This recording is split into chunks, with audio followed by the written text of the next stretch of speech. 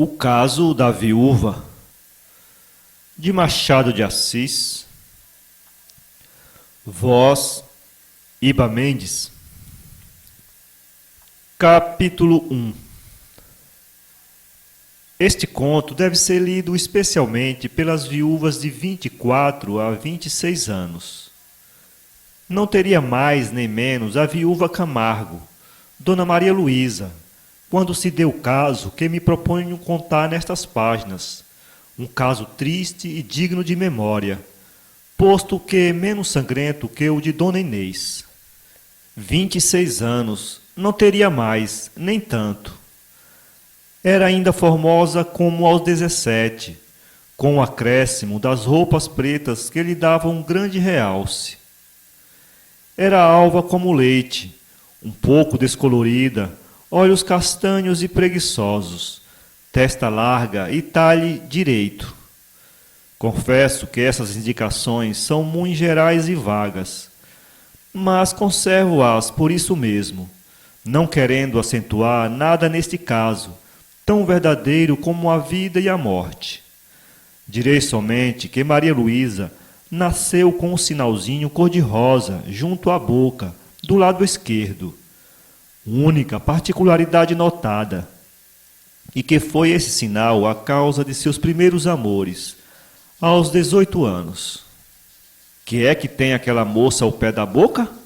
Perguntava o estudante Rochinha a uma de suas primas, em certa noite de baile. Um sinal. Postiço? Não, de nascença. Feia coisa, murmurou Rochinha. Mas a dona não é feia, ponderou a prima. É até bonita. Pode ser, mas o sinal é hediondo. A prima, casada de fresco, olhou para o Rochinha com algum desdém e disse-lhe que não desprezasse o sinal, porque talvez fosse ele a isca com que ela o pescasse, mais tarde ou mais cedo. O Rochinha levantou os ombros e falou de outro assunto. Mas a prima era inexorável. Ergueu-se, pediu-lhe o braço, levou-o até o lugar em que estava Maria Luísa, a quem o apresentou. Conversaram os três. Tocou-se uma quadrilha. O Rochinha e Maria Luísa dançaram. Depois conversaram alegremente. Que tal o sinal? Perguntou-lhe a prima, à porta da rua no fim do baile, enquanto o marido acendia um charuto e esperava a carruagem. Não é feio, respondeu o Rochinha. Dá-lhe até certa graça, mas daí a isca vai uma grande distância. A distância de uma semana, tornou a prima rindo, e sem aceitar-lhe a mão entrou na carruagem. Ficou o Rochinha à porta, um pouco pensativo. Não se sabe se pelo sinal de Maria Luísa, se pela ponta do pé da prima, que ele chegou a ver quando ela entrou na carruagem. Também não se sabe se ele viu a ponta do pé sem querer, ou se buscou vê-la. Ambas as hipóteses são admissíveis aos 19 anos de um rapaz acadêmico. O Rochinha estudava direito em São Paulo e devia formar-se no ano seguinte. Estava, portanto, nos últimos meses da liberdade escolástica. E fio que a leitora lhe perdoará qualquer intenção, se intenção houve naquela vista fugitiva. Mas, qualquer que fosse o motivo secreto, a verdade é que ele não ficou pensativo mais de 2 minutos. Acendeu um charuto e guiou para casa. Esquecia-me de dizer que a cena contada nos períodos anteriores passou-se na noite de 19 de janeiro de 1871, em uma casa do bairro do Andaraí. No dia seguinte, de São Sebastião, foi o Rochinha jantar com a prima. Eram anos do marido desta. Achou lá Maria Luísa e o pai. Jantou-se, cantou-se, conversou-se até meia-noite, hora em que o Rochinha, esquecendo-se do sinalzinho da moça, achou que ela estava muito mais bonita do que lhe parecia no fim da noite passada. Um sinal que passa tão depressa de fealdade à beleza, observou o marido da prima, pode-se dizer que é o sinal do teu cativeiro. O Rochinha aplaudiu este ruim trocadilho, sem entusiasmo, antes com certa hesitação. A prima, que estava presente, não lhe disse nada, mas sorriu para si mesma. Era pouco mais velha que Maria Luísa. Tinha sido sua companheira de colégio, quisera vê-la bem casada, e o Rochinha reunia algumas qualidades de um marido possível. Mas não foram só essas qualidades que a levaram a prendê-lo a Maria Luísa, e sim também a circunstância de que ele herdaria do pai algumas propriedades. Parecia-lhe que um bom marido é um excelente achado, mas que um bom marido não pobre era um achado excelentíssimo. Assim, só se falava ao primo no sinal de Maria Luísa, como falava a Maria Luísa na elegância do primo. Não duvido, dizia esta daí a dias. É elegante, mas parece-me assim... Assim como? Um pouco... Acaba? Um pouco estroina. Que tolice! É alegre, risonho, gosta de palestrar, mas é um bom rapaz e, quando precisa, sabe ser sério. Tem só um defeito. Qual? Perguntou Maria Luísa, com curiosidade. Gosta de sinais cor-de-rosa ao canto da boca. Maria Luísa deu uma resposta graciosamente brasileira, um muxoxo. Mas a outra, que sabia muito bem a múltipla significação desse gesto, que tanto exprime o desdém, como a indiferença, como a dissimulação, etc., não se deu por abalada e menos por vencida. Percebera que o muxoxo não era da primeira nem da segunda significação. Notou-lhe uma mistura de desejo, de curiosidade, de simpatia, e jurou aos seus deuses transformá-lo em um beijo de esposa, com uma significação somente. Não contava com a academia. O Rochinha partiu daí algumas semanas para São Paulo e, se deixou algumas saudades, não as contou Maria Luísa a ninguém. Guardou-as consigo, mas guardou-as tão mal que a outra as descobriu e leu. Está feito, pensou esta. Um ano passa-se depressa. Reflexão errada, porque nunca houve um ano mais vagaroso para Maria Luísa do que esse. Ano trôpego, arrastado, feito para entristecer as mais robustas esperanças. Mas também que impaciência alegre quando se aproximou a vinda do Rochinha.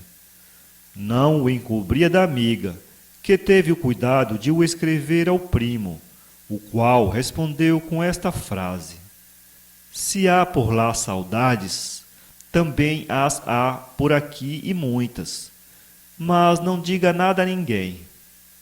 A prima, com uma perfídia sem nome, foi contá-lo a Maria Luísa, e com uma cegueira de igual quilate, declarou isso mesmo ao primo, que, pela mais singular das complacências, encheu-se de satisfação. Quem quiser que o entenda. Capítulo 2. Veio o Rochinha de São Paulo, e daí em diante ninguém o tratou senão por Doutor Rochinha, ou, quando menos, Doutor Rocha. Mas já agora, para não alterar a linguagem do primeiro capítulo, continuarei a dizer simplesmente o Rochinha, familiaridade tanto mais desculpável, quanto mais a autoriza a própria prima dele. Doutor, disse ela, creio que sim, mas lá para as outras, para mim há de ser sempre o Rochinha. Veio, pois, o Rochinha de São Paulo, diploma na algibeira, saudades no coração. 8 dias depois, encontrava-se com Maria Luísa, casualmente na Rua do Ouvidor, à porta de uma confeitaria. Ia com o pai, que o recebeu muito amavelmente, não menos que ela, posto que de outra maneira. O pai chegou a dizer-lhe que todas as semanas, às quintas-feiras, estava em casa. O pai era negociante, mas não abastado nem próspero. A casa dava-lhe para viver, e não viver mal. Chamava-se Toledo, e contava pouco mais de 50 anos. Era viúvo, morava com uma irmã viúva, que lhe servia de mãe à filha. Maria Luísa era o seu encanto, o seu amor, a sua esperança. Havia da parte dele uma espécie de adoração que entre as pessoas da amizade passava a provérbio e exemplo. Ele tinha para si que o dia em que a filha lhe não desse o beijo da saída era um dia fatal, e não atribuía a outra coisa o menor contratempo que lhe sobreviesse. Qualquer desejo de Maria Luísa era para ele um decreto do céu, que urgia cumprir, custasse o que custasse. Daí vinha que a própria Maria Luísa evitava muita vez falar-lhe de alguma coisa que desejava, desde que a satisfação exigisse da parte do pai um sacrifício qualquer. Porque também ela adorava o pai, e nesse ponto nenhum devia nada ao outro. Ela o acompanhava até a porta da chácara todos os dias, para lhe dar o ósculo da partida. Ele o ia esperar para dar o ósculo da chegada. Papaizinho, como passou? Dizia ela batendo-lhe na face. E, de braço dado, atravessavam toda a chácara, unidos, paureiros, alegre, como dois namorados felizes. Um dia, Maria Luísa, em conversa à sobremesa com pessoas de fora, manifestou grande curiosidade de ver a Europa. Era pura conversa, sem outro alcance. Contudo, não passaram despercebidas ao pai as suas palavras. 3 dias depois, Toledo consultou seriamente a filha se queria ir daí a 15 dias para a Europa. Para a Europa? Perguntou ela um tanto espantada. Sim, vamos? Não respondeu Maria Luísa imediatamente.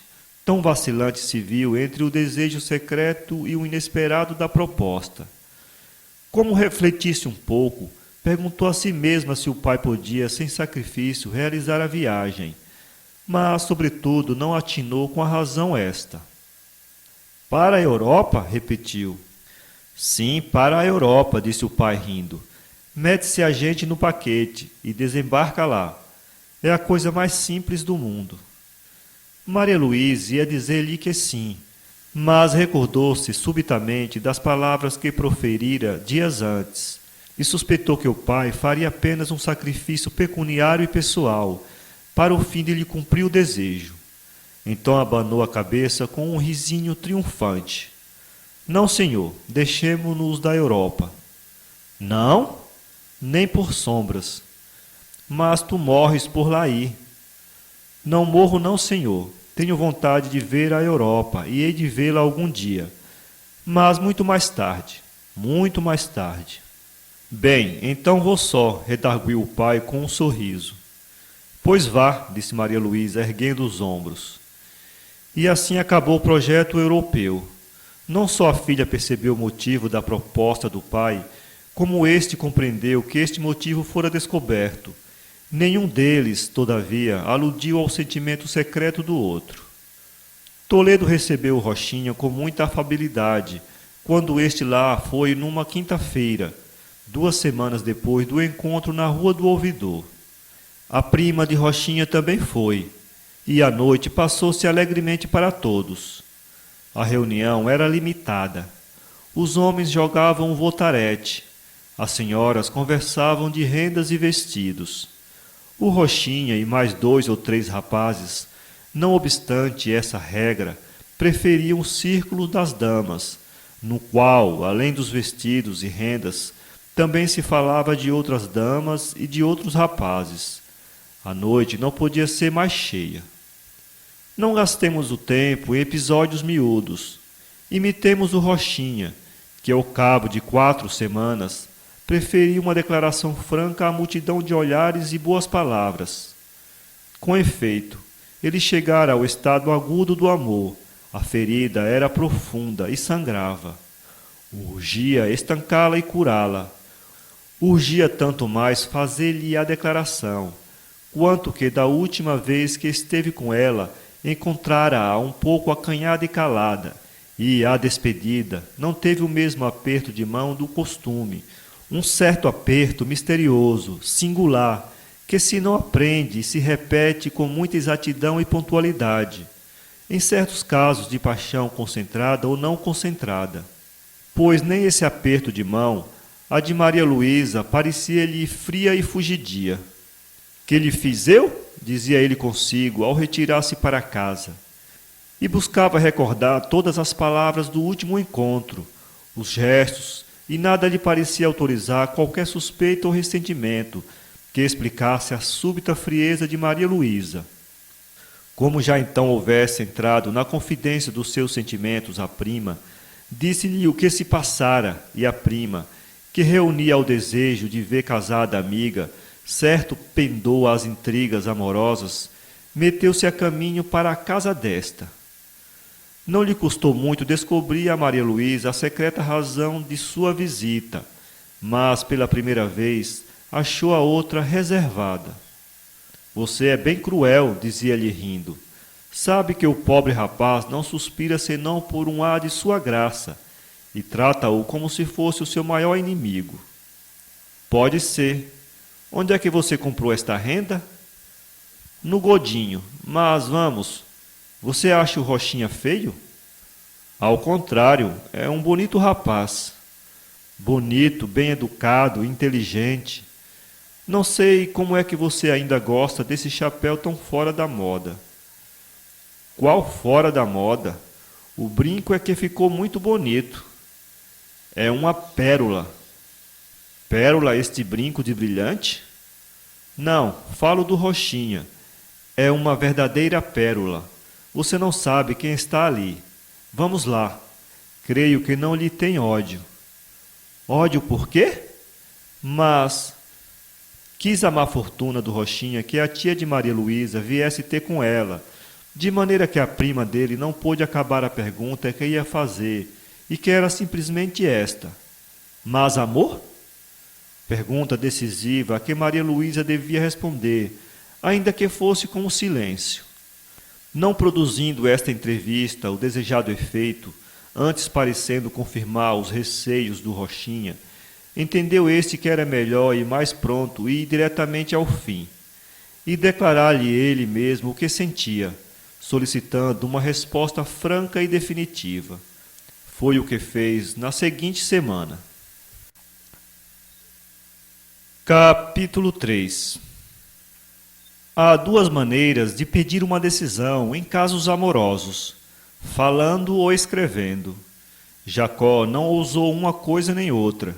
Foi diretamente ao pai de Raquel e obteve-a a troco de 7 anos de trabalho, ao cabo dos quais, em vez de obter a Raquel, a amada, deram-lhe Lia, a remelosa. No fim de 7 anos. Não estava o nosso Rochinha disposto a esperar tanto tempo. Nada, disse ele consigo uma semana depois. E isto há de acabar agora, imediatamente. Se não quer, não queira. Não lhe dei crédito. Ele falava assim para enganar-se a si próprio, para fazer crer que deixava o namoro, como se deixa um espetáculo aborrecido. Não lhe dei crédito. Estava então em casa, à Rua dos Inválidos, olhando para a ponta da chinela turca ou marroquina, que trazia nos pés, tendo na mão um retrato de Maria Luísa. Era uma fotografia que lhe dera a prima 1 mês antes. A prima pedira a Maria Luísa, dizendo-lhe que era para dar a uma amiga. E Maria Luísa deu-lhe, apenas a apanhou consigo. Disse-lhe que ia dá-la não à amiga, mas ao primo que morria por ela. Então Maria Luísa estendeu a mão para tirar-lhe o retrato. Protestou, arrufou-se. Tudo isso tão mal fingindo que a amiga não teve remorsos do que fez e entregou o retrato ao primo. Era o retrato que ele tinha nas mãos, à Rua dos Inválidos, sentado numa extensa cadeira americana. Dividia os olhos entre o retrato e as chinelas, sem poder acabar de resolver se há alguma coisa. Vá, disse ele enfim, é preciso acabar com isto. Levantou-se, foi à secretária, tirou uma folha de papel, passou-lhe as costas da mão por cima e molhou a pena.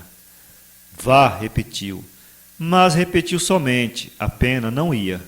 Acendeu um cigarro e nada. Foi à janela e nada. E contudo amava-a e muito. Mas, ou por isso, ou por outro motivo, não achava que dizer no papel. Chegou a pôr diante de si o retrato de Maria Luísa. Foi pior. A imagem da moça peava-lhe todos os movimentos do espírito. Não podia ele compreender este fenômeno. Atirou a pena irritado e mudou de ideia. Falar-lhe ia diretamente. 2 dias depois foi à casa de Toledo. Achou Maria Luísa na chácara com a tia e outra senhora. E não deixou passar a primeira ocasião que se lhe ofereceu de dizer alguma coisa. Com efeito, é certo que abriu a boca, e pode afirmar-se que a palavra eu rompeu-lhe dos lábios, mas tão a medo e tão surda que ela não a ouviu. Ou se a ouviu, disse-lhe coisa indiferente. Perguntou-lhe se tinha ido ao teatro. Não, senhora, disse ele, pois nós fomos outro dia. Ah! Maria Luísa começou a contar-lhe a peça, com tanta miudeza e cuidado, que o Rochinha ficou profundamente triste. Não viu, não reparou que a voz de Maria Luísa parecia às vezes alterada, que ela não ousava fitá-lo muito tempo, e que, apesar do cuidado com que reconstituía a peça, atrapalhou-se 1 ou 2 vezes. Não viu nada, estava entregue à ideia fixa, ou ante ao fixo sentimento que nutria por ela, e não viu nada. A noite caiu logo e não foi melhor para ele. Maria Luísa evitava-o, ou só lhe falava de coisas fúteis. Não se deteve o Rochinha um dia mais. Naquela mesma noite minutou a carta decisiva. Era longa, difusa, cheia de repetições, mas ardente e verdadeiramente sentida. No dia seguinte copiou-a, mandou-a. Custou-me dizê-lo, mas força é dizê-lo. Mandou-a pela prima. Esta foi, nessa mesma noite, à casa de Maria Luísa. Disse-lhe em particular que trazia um segredo, um mimo, uma coisa. Que é? Perguntou a amiga. Esta bocetinha. Deu-lhe uma bocetinha de tartaruga fechada, acrescentando que só a abrisse num quarto, ao deitar, e não falasse dela a ninguém. Um mistério, concluiu Maria Luísa. Cumpriu o que prometera a outra. Abriu a bocetinha num quarto e viu dentro um papel. Era uma carta sem sobrescrito. Suspeitou logo o que fosse. Fechou o papel na boceta. Pô-la de lado e foi despir-se. Estava nervosa, inquieta. Tinha uns esquecimentos longos. Destocou-se, por exemplo, em 3 tempos, intervalando-os de um comprido olhar apático cravado no espelho. Numa dessas vezes sentou-se numa cadeira e ficou à toa com os braços caídos no regaço. Repentinamente ergueu-se e murmurou: impossível. Acabemos com isto. Foi acabar de despir-se, mas dessa vez de um modo febril, impaciente, como quem busca fugir de si própria. Ainda aí, ao calçar a chinelinha de marroquim, esqueceu-se e ficou um instante com os olhos num pé nu, alvo de leite, traçado de linhas azuis. Enfim, preparou-se para dormir. Sobre o toucador continuava a boceta fechada, com um certo ar de mistério e desafio. Maria Luísa não olhava para ela. Ia de um para outro lado, evitando-a, naturalmente receosa de fraquear e ler.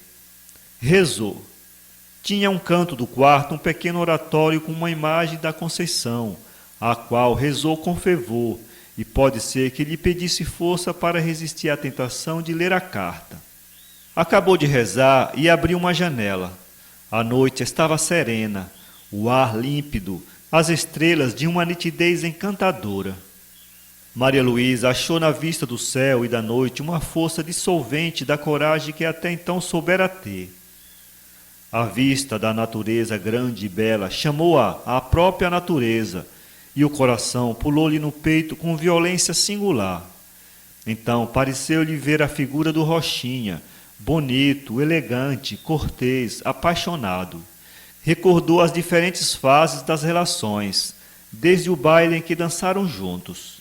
Iam já longos meses desde essa noite. ela recordava-se de todas as circunstâncias da apresentação. Pensou finalmente na conversa da véspera, do ar preocupado que vira nele, da indecisão, do acanhamento, como se quisesse dizer-lhe alguma coisa e receasse fazê-lo. Amar-me-á muito? Perguntou Maria Luísa a si mesma. E esta pergunta trouxe-lhe a consideração de que, se ele a amasse muito, podia padecer igualmente muito, com a simples e formal recusa da carta. Que tinha que a lesse? Era até conveniente fazê-lo, para saber na realidade o que é que ele sentia, e que resposta daria ela à amiga. Foi dali ao toucador, onde estava a bolseta, abriu-a, tirou a carta e leu-a. Leu-a e pouco. Maria Luísa releu a carta, não uma, senão 3 vezes. Era a primeira carta de amor que recebia, circunstância sem valor ou de valor escasso, se fosse uma simples folha de papel escrita, sem nenhuma correspondência no coração dela. Mas como explicar que, alguns minutos depois de reler a carta, Maria Luísa se deixou cair na cama, com a cabeça no travesseiro, a chorar silenciosamente? Era claro que entre o coração dela e a carta existia algum vínculo misterioso. No dia seguinte, Maria Luísa levantou-se cedo, com os olhos murchos e tristes. Disse ao pai e à tia que não pudera dormir uma parte da noite, por causa dos mosquitos. Era uma explicação. O pai e a tia aceitaram-na. Mas o pai cuidou de dar-lhe um cordial, segredando ao ouvido da filha uma palavra. Esta palavra: creio que é hoje. Hoje? Repetiu ela. O pedido. Ah! Toledo franziu a testa ao ver que a filha empalidecera e ficou triste. Maria Luísa compreendeu, sorriu e lançou-lhe os braços ao pescoço. Acho que ele escolheu mau dia, disse ela. A insônia pôs-me doente. Que é isso? Que cara é essa? Tu está mentindo, minha filha. Se não é do teu gosto, fala. Estamos em tempo. Já lhe disse que é muito, e muito do meu gosto. Juras? Que ideia, juro. Riu-se ainda uma vez, abanando a cabeça, com um ar de repreensão, mas parece que fazia violência a si mesma, porque desde logo deixou o pai. Se a leitora imagina que Maria Luísa foi outra vez chorar, mostra que ainda a não conhece. Maria Luísa foi descansar o espírito, longe de um objeto que a mortificava. Ao mesmo tempo, foi cogitar na resposta que daria ao Rochinha, cuja carta não leu mais em todo aquele dia. Não se sabe se para não aumentar a aflição, unicamente para não a decorar de todo. Uma e outra coisa eram possíveis. Capítulo 4. Naquele dia, efetivamente, foi à casa de Toledo um dos homens que a frequentavam desde algum tempo. Era um cearense, abastado e sério. Chamava-se Vieira. Contava 38 para 40 anos. A fisionomia era comum, mas exprimia certa bondade. As maneiras acanhadas, mas discretas. Tinha as qualidades sólidas, não as brilhantes. E, se podia fazer a felicidade de uma consorte, não era precisamente o sonho de uma moça. Vieira fora apresentado em casa de Toledo, por um amigo de ambos, e a seu pedido. Vira uma vez Maria Luísa à saída do teatro e deixou-se impressionar fortemente. Chegara do norte havia 2 meses e estava prestes a voltar, mas o encontro do teatro dispô-lo a demorar-se algum tempo. Sabemos ou adivinhamos o resto. Vieira principiou a frequentar a casa de Toledo com assiduidade, mas sem adiantar nada, já porque o natural acanhamento lhe o impedia, já porque Maria Luísa não dava entradas a declarações. Era a amável dona de casa, que se dividia por todos com agrado e solicitude. Se lhes disser que Maria Luísa não percebeu nada nos olhos de Vieira, no fim de poucos dias, digo uma coisa que nenhuma das leitoras acredita, porque todas elas sabem o contrário. Percebeu-o efetivamente, mas não ficou abalada. Talvez o animou, olhando frequentes vezes para ele, não por mal, mas para saber se ele estava olhando também, o que, em certos casos, dizia uma dama, é o caminho de um namoro cerrado. Naquele foi somente a ilusão de Vieira, que concluiu dos olhos da moça, dos sorrisos e da afabilidade, uma disposição matrimonial que não existia. Convém saber notar que a paixão de Vieira foi a maior contribuição do erro. A paixão cegava-o. Um dia, pois, estando em casa de Toledo, pediu licença para ir lá no dia seguinte tratar de negócios importantes. Toledo disse que sim, mas Vieira não foi, adoecera. Que diacho pode ele querer tratar comigo? Pensou o pai de Maria Luísa. E encontrando um amigo comum que introduzira Vieira em sua casa, perguntou-lhe se sabia alguma coisa. O amigo sorriu. Que é? Insistiu Toledo. Não sei se posso dizer. Ele lhe dirá de viva voz. Se é indiscrição, não teimo. O amigo esteve algum tempo calado, sorriu outra vez, hesitou, até que lhe disse o motivo da visita, pedindo-lhe a maior reserva. Sou confidente do Vieira. Está loucamente apaixonado. Toledo sentiu-se alvoroçado com a revelação. Vieira merecera-lhe simpatia desde os primeiros dias do conhecimento. Achava-lhe qualidades sérias e dignas. Não era criança, mas os 40 anos ou 38 que podia ter não se manifestavam por nenhum cabelo grisalho ou cansaço de fisionomia. Esta, ao contrário, era fresca, os cabelos eram do mais puro castanho, e todas essas circunstâncias eram realçadas pelos bens da fortuna, vantagem que Toledo, como pai, considerava de primeira ordem. Tais foram os motivos que o levaram a falar do Vieira à filha, antes mesmo que ele lhe fosse pedir. Maria Luísa não se mostrou espantada da revelação. Gosta de mim o Vieira? Respondeu ela ao pai. Creio que já o sabia. Mas sabias que ele gosta muito? Muito não, pois é verdade. O pior é a figura que estou fazendo. Como? Falando de coisas sabidas e, pode ser, ajustadas. Maria Luísa baixou os olhos, sem dizer nada. Pareceu-lhe que o pai não rejeitava a pretensão do Vieira, e temeu desenganá-lo logo, dizendo-lhe que não correspondia às afeições do namorado. Esse gesto, além do inconveniente de calar a verdade, teve-o de fazer supor o que não era. Toledo imaginou que era a vergonha da filha, e uma espécie de confissão.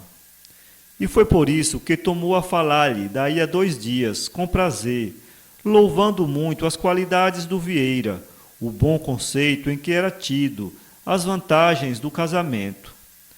Não seria capaz de impor à filha, nem esse nem outro, mas, visto que ela gostava... Maria Luísa sentiu-se fulminada. Adorava e conhecia o pai.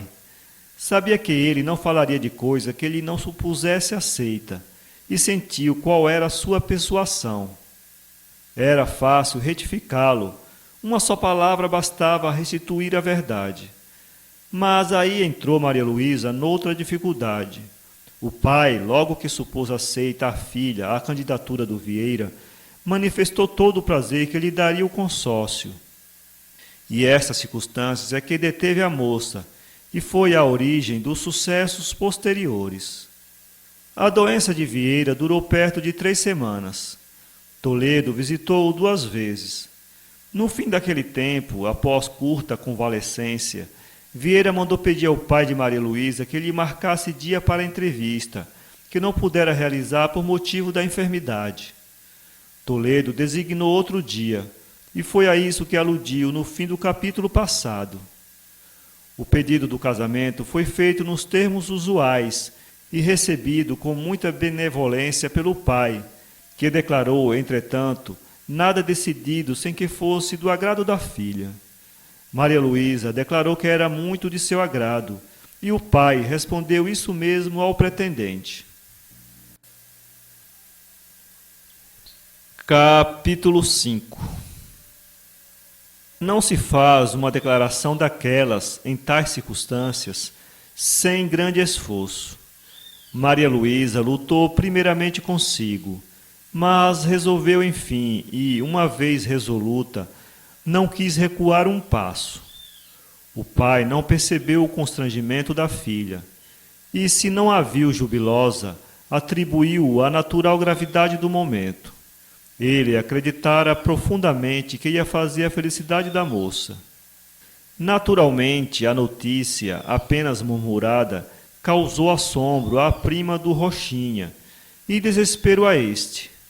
O Rochinha não podia crer. Ouvira dizer a duas pessoas, mas parecia-lhe falso. Não, impossível, impossível. Mas logo depois lembrou-se de 1000 circunstâncias recentes, a frieza da moça, a falta de resposta, o desengano lento que lhe dera, e chegava a crer que efetivamente Maria Luísa ia casar com o outro. A prima dizia-lhe que não. Como não? Interrompeu ele. Acho a coisa mais natural do mundo. Repare bem que ele tem muito mais do que eu, 5 ou 6 vezes mais. Dizem que passa de 600 contos. Oh, protestou a prima. Que? Não diga isso, não calunie Maria Luísa. O Rochinha estava desesperado e não atendeu à súplica. Disse ainda algumas coisas duras e saiu. A prima resolveu ir ter com a amiga para saber se era verdade. Começava a crer que o fosse, e em tal caso já não podia fazer nada. O que não entendia era o repentino do casamento. Não soube sequer do namoro. Maria Luísa recebeu-a tranquila, a princípio, mas às interrupções e recriminações da amiga não pôde resistir por muito tempo. A dor comprimida fez explosão, e ela confessou tudo. Confessou que não gostava do Vieira, sem, aliás, lhe ter aversão ou antipatia. Mas aceitara o casamento porque era um desejo do pai. Vou ter com ele, interrompeu a amiga. Vou dizer-lhe que... Não quero, interrompeu vivamente a filha de Toledo.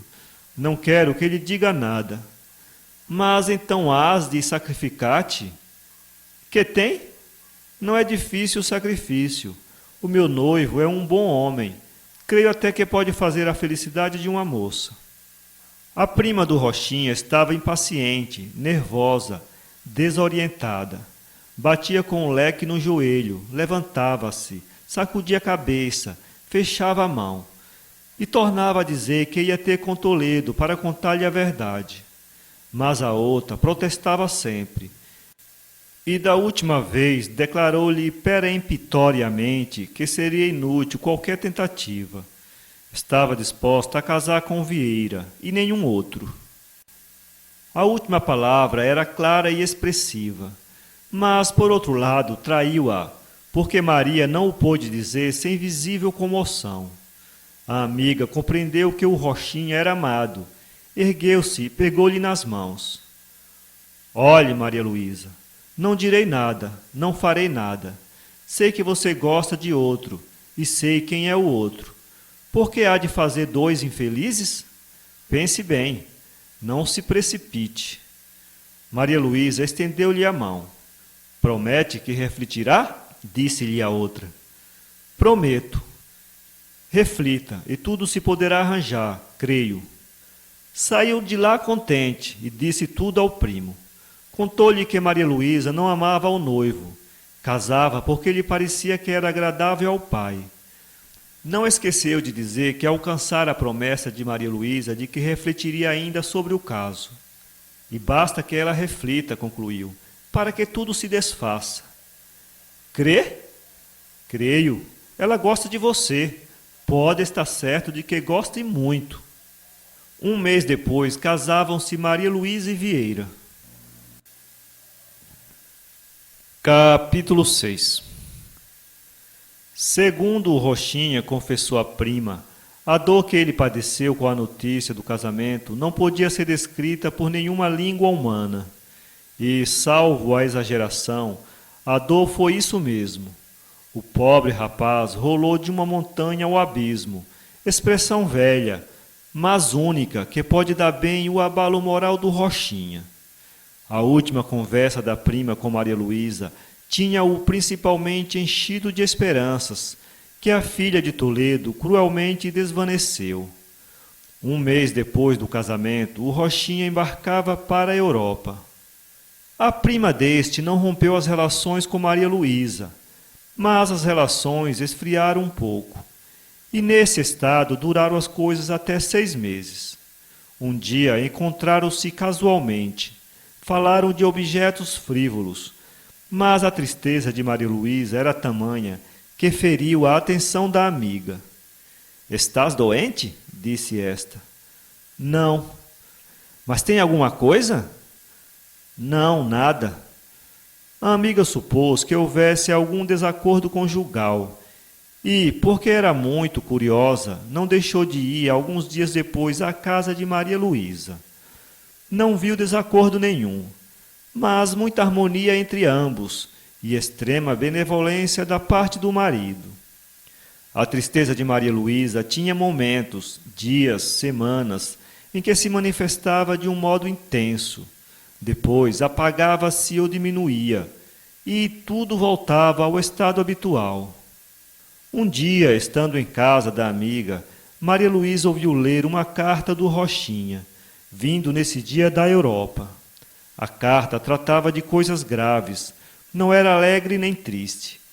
Maria Luísa empalideceu muito e mal pôde dominar a comoção. Para distrair-se, abriu um álbum de retratos. O 4º ou 5º retrato era do Rochinha. Fechou apressadamente e despediu-se. Maria Luísa ainda gosta dele, pensou a amiga. Pensou isto e não era pessoa que se limitasse a pensá-lo. Escreveu logo ao primo, acrescentando esta reflexão: se o Vieira fosse um homem polido, espichava a canela e você... O Rochinha leu a carta com grande saudade e maior satisfação. Mas fraqueou logo e achou que a notícia era naturalmente falsa ou exagerada. A prima enganava-se, de certo. Tinha um intenso desejo de os ver casados e buscava alimentar a chama para o fim de uma hipótese possível. Não era outra coisa, e foi essa a linguagem da resposta que lhe deu. Ao cabo de 1 ano de ausência, voltou Rochinha da Europa. Vinha alegre, juvenil, curado. Mas, por mais que viesse curado, não pôde ver sem comoção Maria Luísa, daí a 5 dias, na rua. E a comoção foi ainda maior, quando ele reparou que a moça empalidecera muito. "Ama-me ainda", pensou ele. E essa ideia luziu no cérebro dele e o acendeu de muita luz e vida. A ideia de ser amado, apesar do marido e apesar do tempo, 1 ano, deu ao Rochinha uma alta ideia de si mesmo. Pareceu-lhe que, rigorosamente, o marido era ele. E, coisa singular, falou do encontro à prima sem lhe dar notícia da comoção dele e de Maria Luísa, nem da suspeita que lhe ficara de que a paixão de Maria Luísa não morrera. A verdade é que os dois encontraram-se 2ª vez e 3ª, em casa da prima do Rochinha, e a 4ª vez na casa do próprio Vieira. Toledo era morto. Da 4ª vez à 5ª vez, a distância é tão curta que não vale a pena falar nisso, senão para o fim de dizer que vieram logo atrás a 6ª, a 7ª e outras. Para dizer a verdade toda, as visitas do Rochinha não foram animadas nem até desejadas por Maria Luísa, mas por ele mesmo e pelo Vieira, que desde o primeiro dia achou-o extremamente simpático. O Rochinha desfazia-se, na verdade, com o marido de Maria Luísa. Tinha para ele as mais finas atenções e desde o primeiro dia desacanhou-o por meio de uma bonhomia que foi a porta aberta da intimidade. Maria Luísa, ao contrário, recebeu as primeiras visitas do Rochinha com muita reserva e frieza. Achou-as até de mau gosto. Mas é difícil conservar uma opinião quando há contra ela um sentimento forte e profundo. A assiduidade amaciou as asperezas e acabou por avigorar a chama primitiva. Maria Luísa não tardou em sentir que a presença do Rochinha lhe era necessária e até pela sua parte dava todas as mostras de uma paixão verdadeira, com a restrição única de que era exatamente cautelosa e, quando preciso, dissimulada. Maria Luísa aterrou-se logo que conheceu o estado do seu coração. Ela não amava o marido, mas estimava-o muito e respeitava-o. O renascimento do amor antigo pareceu-lhe uma perfídia e, desorientada, chegou a ter ideia de contar tudo a Vieira, mas retraiu-se. Tentou então outro caminho e começou a fugir das ocasiões de ver o antigo namorado. Plano que não durou muito tempo. A assiduidade do Rochinha teve interrupções, mas não cessou nunca de todo, e ao fim de mais algumas semanas estavam as coisas como no primeiro dia. Os olhos são os porteiros bem discretos do coração. Os de Maria Luísa, por mais que esta fizesse, contaram ao Rochinha tudo, ou quase tudo, o que se passava no interior da casa, a paixão e a luta com o dever. E o Rochinha alegrou-se com a denúncia e pagou aos delatores com a moeda que mais os podia seduzir, por modo que eles, daí em diante, não tiveram outra coisa mais conveniente do que prosseguir na revelação começada. Um dia, animado por um desses colóquios, o Rochinha lembrou-se de dizer a Maria Luísa que ele ia outra vez para a Europa. Era falso. Não pensara sequer em semelhante coisa. Mas se ela, aterrada com a ideia da separação, lhe pedisse que não partisse, o Rochinha teria grande satisfação e não precisava de outra prova de amor. Maria Luísa, com efeito, empalideceu. Vou, naturalmente, no primeiro paquete do mês que vem, continuou ele. Maria Luísa baixara os olhos. Estava ofegante e lutava consigo mesma. O pedido para que ele ficasse esteve quase a saltar-lhe do coração, mas não chegou nunca aos lábios. Não lhe pediu nada. Deixou-se estar pálida, inquieta, a olhar para o chão, sem ousar encará-lo. Era positivo o efeito da notícia, e o Rochinha não esperou mais nada para pegar-lhe na mão.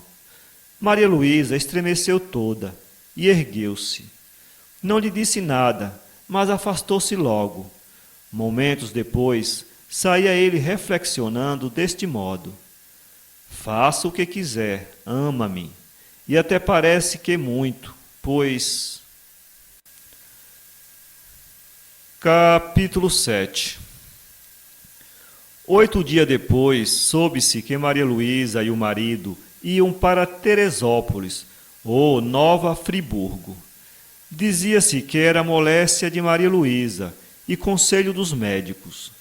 Não se dizia, contudo, os nomes dos médicos, e é possível que esta circunstância não fosse necessária. A verdade é que eles partiram rapidamente, com grande mágoa e espanto do Rochinha, espanto que, aliás, não durou muito tempo. Ele pensou que a viagem era um meio de lhe fugir a ele, e concluiu que não podia haver melhor prova da intensidade da paixão de Maria Luísa.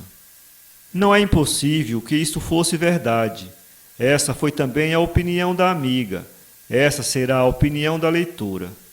O certo é que eles seguiram e por lá ficaram, enquanto o Rochinha meditava na escolha da enfermidade que o levaria também a Nova Friburgo ou Teresópolis. Andava nessa indagação, quando se recebeu na corte a notícia de que o Vieira sucumbira a uma congestão cerebral.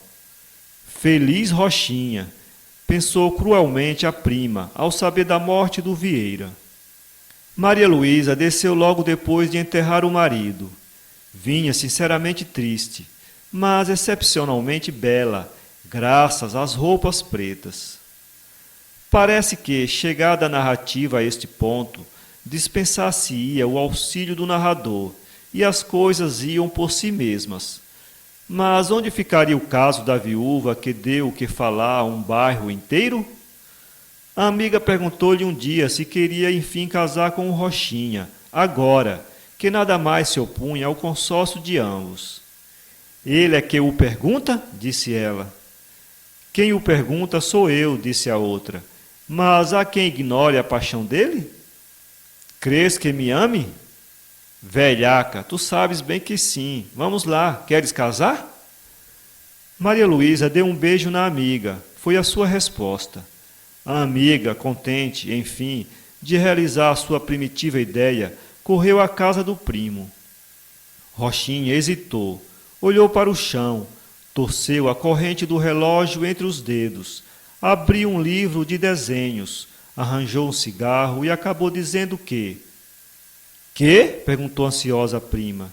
Que não tinha ideia de casar. A estupefação da prima daria outra novela. Tal foi o caso da viúva. São Paulo, 2016.